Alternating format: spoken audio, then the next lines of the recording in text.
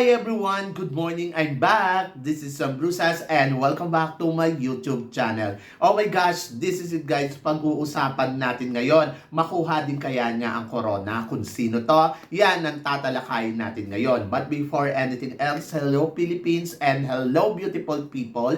Mabuhay! Kamusta kayong lahat? Sana lahat po kayo ay okay at safe ngayong araw na to. At syempre sa lahat naman ng mga bago nating subscribers dyan, hello po sa inyo lahat. Maraming salamat guys sa pag-subscribe ninyo. Syempre dito sa channel ko at syempre sa lahat naman ng makamamasam dyan na laging sumusuporta dito. Araw-araw, lagi-lagi. Maraming salamat guys sa inyong lahat. Syempre gusto ko muna mga musta sa inyong lahat na bonggang-bongga, yung mga makamamasam dyan, yung mga solid na makamamasam dyan. Shout out sa inyong lahat. Syempre, special mention tayo kay Madam Catherine Kane kung saan na-meet ko siya kagabi with Michelle Arceo. Thank you so much, Madam. Talaga namang happy ako dahil syempre nag-meet na tayo ng person, di ba? And then, of course, shout out din kay Snake Gem na lagi din nakatutok dito. Kay Barbet Elizalde, thank you so much. Kay Isidro Lopez, maraming salamat. Syempre, shout out din tayo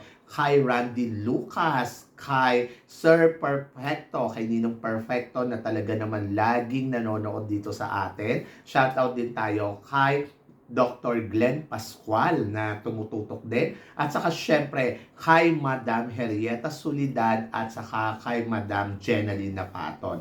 And then of course shout out din syempre kay Attorney Cornelo Dilag na lagi din naman nakatutok with Marvic. Thank you so much for watching, di ba? So yun, so syempre pag-uusapan natin ngayon, it's about yung pagkuha ng corona ng mga beauty queen natin sa international pageant. Syempre kung iisipin mo, hindi madali ito para sa mga beauty queen natin. So ito nga lang, kahapon nga lang, grabe, talagang sobrang happy ng Pilipinas sa pagkuha ni Diamante ng corona sa Reina Hispano-Americana 2025. So yon, ang saya-saya kasi syempre, sabi nung iba, unexpected daw ang pagkuha ni Diamante. Ako naman sa totoo lang ha, ina-expect ko na kaya niyang manalo kasi nga alam mo yung laban niya dito kasi pinagandaan niya yan ng bonggang-bongga from the beginning pa lang. Yung doon pa lang sa simula pa lang talaga ng pagkapanalo niya sa Miss World Philippines bilang Reina Hispano Pilipinas, doon talaga sabi ko grabe, nag-start na talaga siya maghanda at nakita naman natin yung determination niya. Kung tutuusin ha, etong si Diamante sobrang walang pahinga. Mula nung lumaban siya sa Miss Universe Philippines, tapos dire-diretso siya papunta dito sa Miss World. And then ayun, pagdating dito sa Miss World, tuloy-tuloy na yung training niya papuntang Reina Hispano-Americana. So, nag-under training din siya with CJ Opiasa. Kaya, sabi ko, grabe. Pero, kung titignan mo yung laro niya kahapon, talagang sobrang hindi mo rin maiisip na siya ba ang mananalo dito. Kasi nga, syempre, sa Venezuela, ang tindi din talaga ng beauty, di ba? Kung iisipin mo. And then, iba din ang kalibre na ipinakita, syempre, ni Venezuela at medyo nakakatakot yung laro talaga nila kahapon kasi syempre dito si Ecuador. Pero naloka ako ha, Ecuador, at nagulat ako kasi hindi na siya umabot doon sa top 7. Hindi naman siya El Tocuyo kasi nag-top 12 naman siya. Pero yung ganda kasi ni Ecuador, ito kasi yung medyo parang tinik talaga at medyo parang nakakatakot at saka sa Venezuela. From the beginning pa lang, ayun yung observation ko. Pero sa awa naman ng Diyos, hindi na pumasok si Ecuador at saka yung kanyang roommate na si Bolivia. Tapos na-surprise ako kasi mas nakaabot sa dulo ng laban si Colombia. Kasi si Colombia kasi, kung tutuusin, parang feeling ko much better sa Ecuador. Pero sa laro kahapon ay winner. Sa pageant yesterday, isa din sa mga kinatakutan ko dito, si Brazil. Ang ganda ni Brazil, sobra. Pero natuwa ako kasi yung tinatawag na yung mga runners-up, nauna na siyang tawagin. Kaya sabi ko, ay okay. Di ba? Nakahinga talaga ako ng maluwag. Saka kay Polonia. So si Polonia medyo parang sabi ko, oy, dark horse to mukhang tinik Tapos nakita ko yung beauty. Hindi ganun ka bongga yung beauty ni Diamante, pero alam mo yun, kapag may determinasyon kasi yung kandidata and then talagang pinag-aralan niya kasi yung laro at yung strategy game, yung kumbaga nandoon talaga yung puso niya na gusto kong manalo dito, alam mo, madali talaga niyang makukuha yung corona kasi ando doon na mag-a-align lahat. Saka destiny din siguro dahil kung tutuusin, lahat naman ng pinadala natin dito ay halos magagaling din talaga at palaban, di ba? At talagang maganda pa. Isa na si Michelle Arceo na akala ko siya ang mag-uuwi din ng Reyna Hispano-Americana nung nakaraang taon. Pero nakuha natin ay second runner-up. So, in fairness naman kay Michelle Arceo, maganda din yung laro niya last year, di ba? So, yun. So, nakakaloka. So, ayun nga, na-meet ko kahapon si Michelle Arceo. Grabe, sobrang ganda ng bata. And I hope na sana mag-Miss Grand Philippines siya kasi gusto ko rin talaga siya mag-Miss Grand Philippines. Doon naman siya nagsasabi na ang liit naman ni Michelle Arceo. Hindi guys, kasi ako guys 5'6 and half na ako pero si Michelle Arceo mas patangkad pa siya sa akin. So, yan! Nakakaloka. So, tignan natin. So, katulad ni CJ Opiasa, di ba? Yung under management rin to ni Mr. Arnold eh. Kung iisipin mo, ang galing ng management ni Arnold, no? Yung mga queens niya, talagang nagta-title sa international pageant.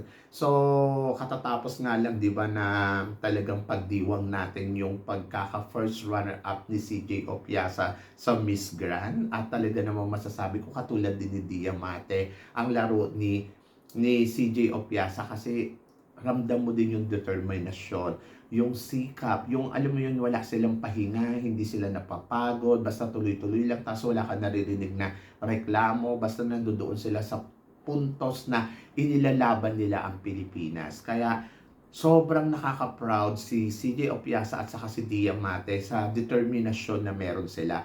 And I hope na sana sa laban ni Krishnan Gravides sa Miss World, ito na syempre under Mr. Arnold din. Ito kasi sunod-sunod silang tatlo eh.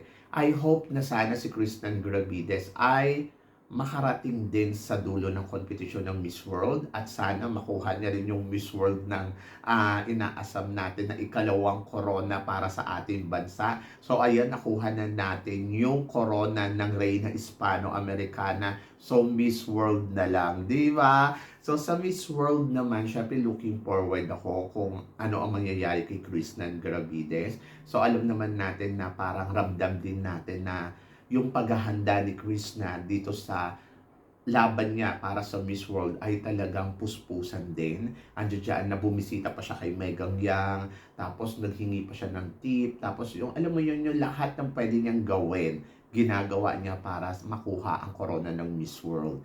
And then, ramdam mo din na sobra din ang paghihintay nito para sa laban niya sa international pageant kasi from Miss Charm to Miss World, ganun din, naghihintay pa rin siya.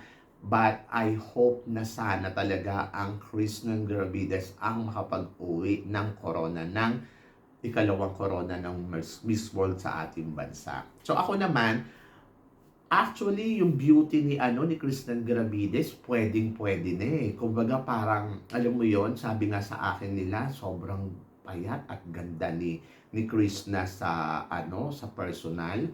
And then ayun, nakita naman natin na sobrang humble din talaga ng batang to.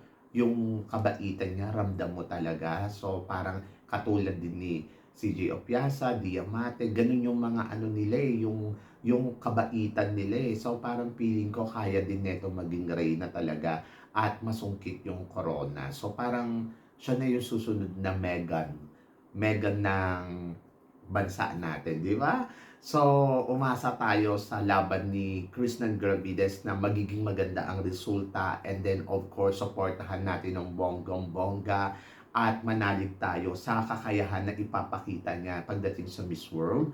Katulad ni Diamante na yung iba medyo binabash, nako hindi madanalo yan, pero tingnan nyo naman, di ba, yung naging resulta as in talagang naibigay niya yung 100% na kailangan niyang ibigay na no matter what happened, yung mga iba hindi naniniwala sa kanya pero siya inilalaban niya ng bonggang-bongga. So, yun.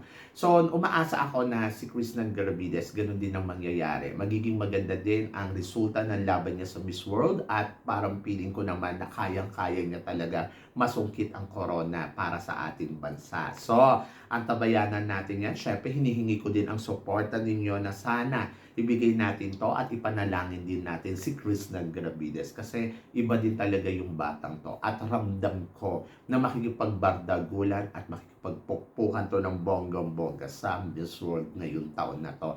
Pero ikaw ang tatanungin ko, so tingin mo katulad ni CJ Opiasa at Diamante, pwede din kaya talaga makuha ni Krishnan Garavides ang corona ng Miss World sa laban niya? And then tingin mo, ano kaya ang mararating niya? So comment below para at least malaman ko naman kung ano naman ang chika mo dito sa mga pinag-uusapan natin ngayon. So yon, congratulations syempre kay Diamante, CJ Opiasa at ngayon pa lang kay Krishnan Garavides din. So yon. So guys, maraming salamat sa inyong lahat sa suporta at pagmamahal na binibigay ninyo syempre dito sa channel ko. At sa mga hindi pa po nakaka-subscribe dyan, please don't forget to click like and subscribe my channel at i-click nyo na rin ang notification bell para more updated kayo sa aking mga chika. Sabi ng ganon, always keep smiling and always think positive. Walang imposible guys, magtiwala lang tayo sa itaas. Kaya guys, hanggang dito na lang, hanggang sa muli nating chikahan.